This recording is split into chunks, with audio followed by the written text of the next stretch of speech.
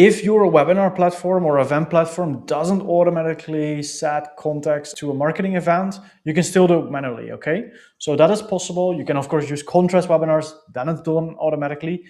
But there's another use case, and that is with offline events. So I'm going to show you how to set a list to a marketing event. So that's a list of contacts, okay?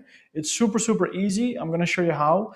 You just go to HubSpot, you go under automation, and you click on workflows.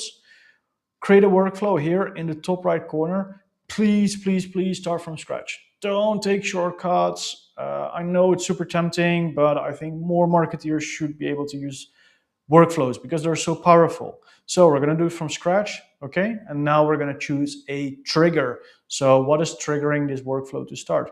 You can do it, for example, on a form submission, right? Super common use case. You have your offline event, you put a landing page out with a form, and there people fill in the form, and you automatically want to attach them to a HubSpot marketing event. That is possible, okay?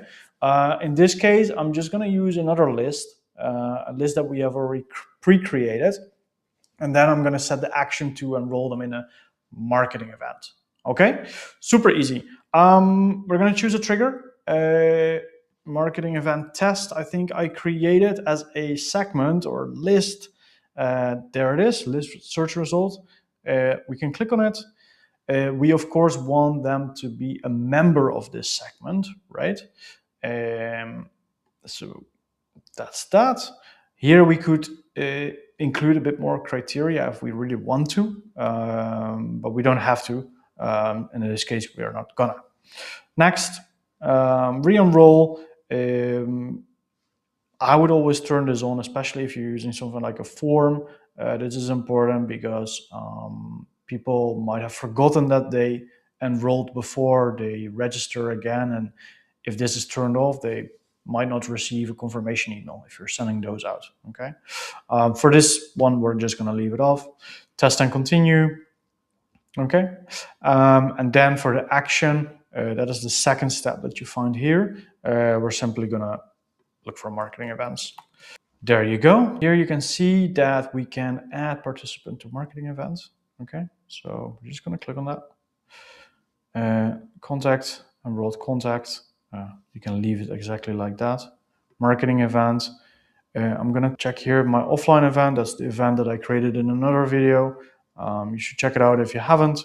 And mark the contact as registered. The date of registration, you can leave it blank because it will then take the date that the person registers for the workflow, which is almost always instantly, you know. If you want to set it to a default date, I don't know why you would want to do that. You can still do it, but let's not do that. Save, right? So we have saved it, all good. And you might want to rename your workflow to something like register contact to marketing event, and then offline event, I think we called it, right? So we save it right there. You can test it if you want to. And then, of course, don't forget to turn it on. That's maybe the most important part. And once you have turned it on, what is going to happen in this case, right? We already have an existing list of people, and they will be automatically enrolled to this marketing event, okay? I'm going to show you in another video how to use it with a form.